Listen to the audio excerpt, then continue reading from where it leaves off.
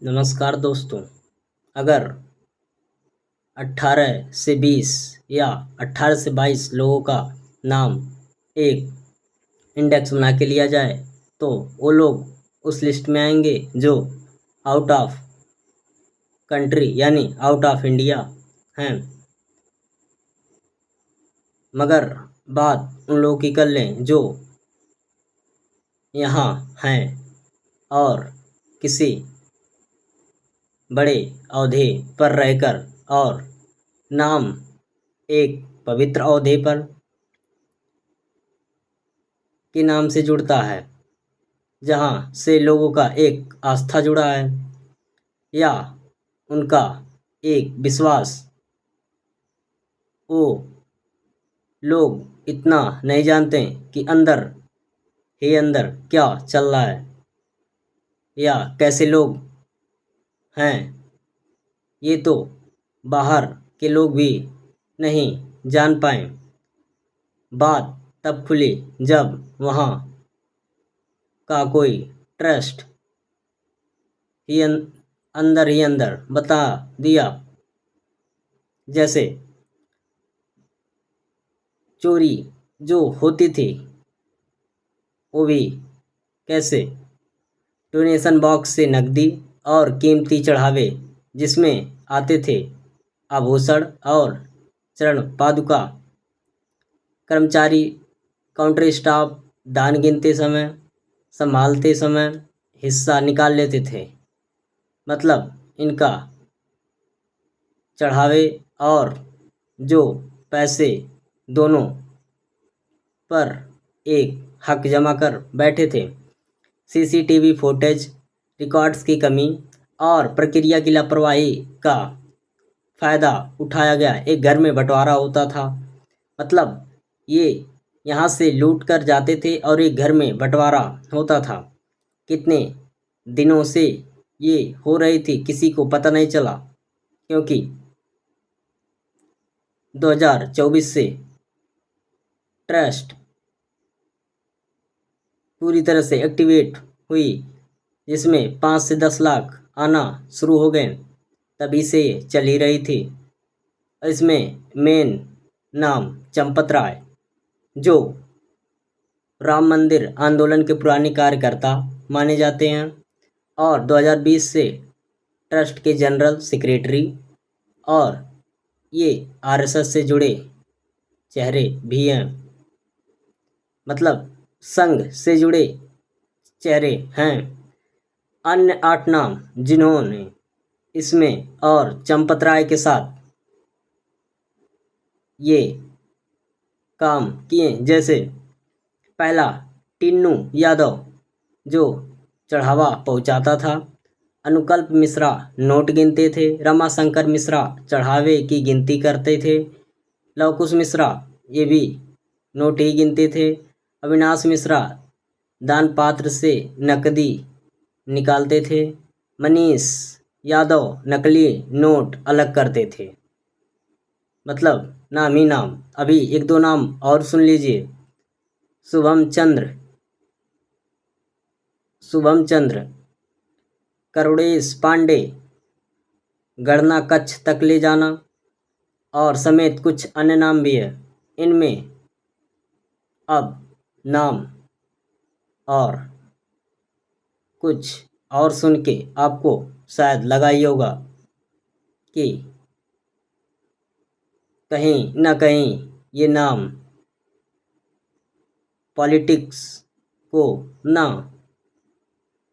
हटा ही देने में सक्षम हो जाए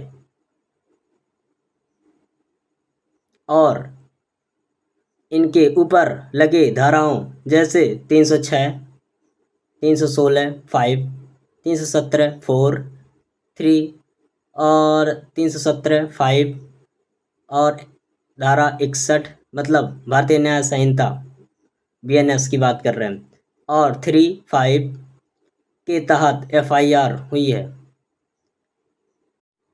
आखिर एक आदमी ना होता तो कैसे इस बात का पता लगता। श्री राम जन्मभूमि तीर्थ क्षेत्र ट्रस्ट के सदस्य कृष्ण मोहन की तहरीर मतलब लिखित बयान, सभी आरोपियों के खिलाफ एफआईआर दर्ज की गई और चंदा चोरी या आपराधिक विश्वासघात, षड्यंत्र आदि का आरोप है। चोरी कैसे होती थी जरा सुन लीजिए, क्योंकि उसमें टिन्नू यादव जो चंपत राय का ड्राइवर कहा जा रहा है और इसमें पकड़े गए टिन्नू यादव और टिन्नू यादव के साथी ही पहले गिरफ्त में आए थे, वो भी हिडन कैमरा से। चोरी कैसे होती थी वो भी सुन लीजिए। एक आरोपी सीसीटीवी के सामने खड़ा होता था, जबकि दूसरा गिने गए नोटों की कुछ गड्डी कपड़ों में छुपा लेता था। इसके बाद उन्हें बाथरूम में छिपाया जाता था, जहां से दूसरा आरोपी बाहर ले जाता था। मतलब एक तरीका या यही तरीका जो आज इतनी बड़ी गलती करके बैठा है। अगर हिडन कैमरा ना होता तो बृजभूषण सिंह की बातों को आप एक बार सोच लीजिए, इसमें कौन कौन शामिल होता या आगे कौन कौन इसमें जुड़ता जाता, क्योंकि उनकी बात से ही पता चल गई थी इसमें वही लोग शामिल हैं जो सिस्टम को काफ़ी अच्छे से चलाते हैं या चलाने का एक अलग अंदाज रखते हैं। और ये 27 अप्रैल से 5 जून के बीच करीब 40 दिनों में 70 बार चोरी हुई। इसी बीच अरविंद केजरीवाल एएपी संयोजक नेता जो यूपी के सीएम को एक सलाह कह लीजिए देते हुए चूके नहीं कि ये आपकी कुर्सी भी खा लेंगे, इनसे बच के रहिए। और धीरे धीरे वो आदमी भी कुछ बोला जिसने इस मंदिर में अपनी ज़मीन बेचकर 1 करोड़ दान ही दिया था। उसके भी आंखों से आंसू आ ही गए। और जब एसआईटी में आया तो चंपत राय की एक अलग भूमिका दिखी। निगरानी और सुरक्षा में लापरवाही, 14 से 17 लोग मतलब 14 से 17 लोगों पर आँच, मतलब इतने लोग शामिल थे अभी तक एसआईटी में। करीबी का रोल मतलब आसपास सगे संबंधी और रिश्तेदारों का एक अहम रोल था। और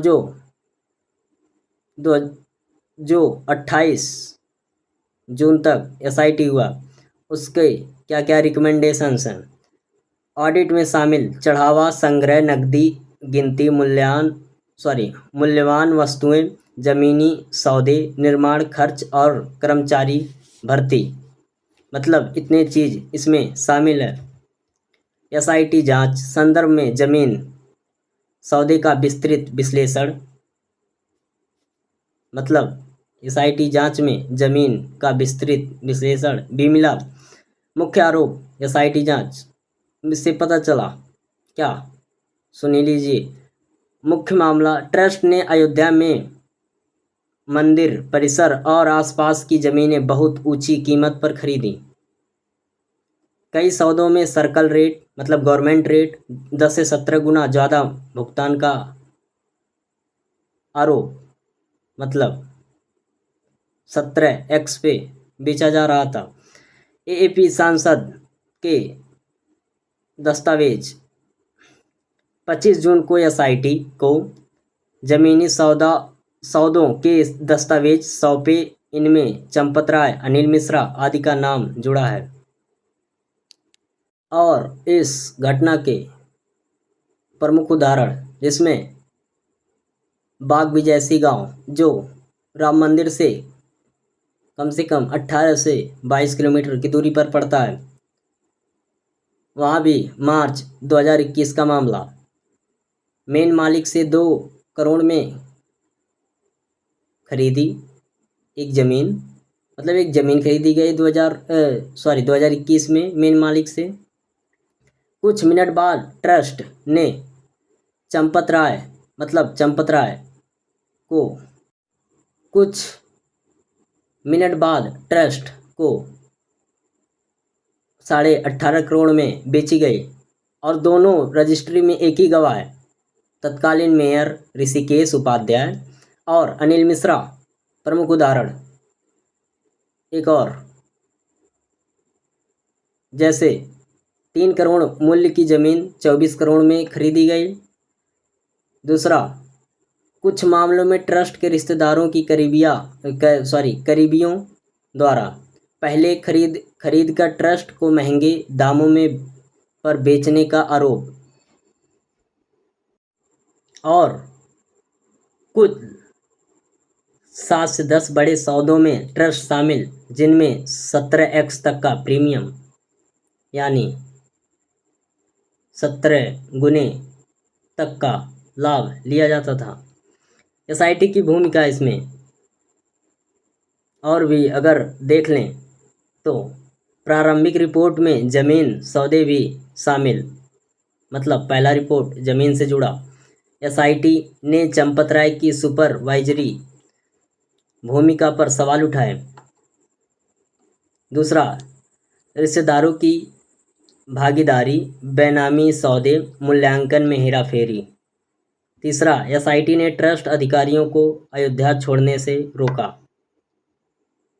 शायद और नाम ना ही आ जाएं,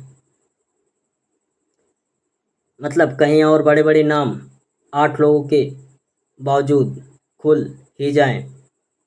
और साथ में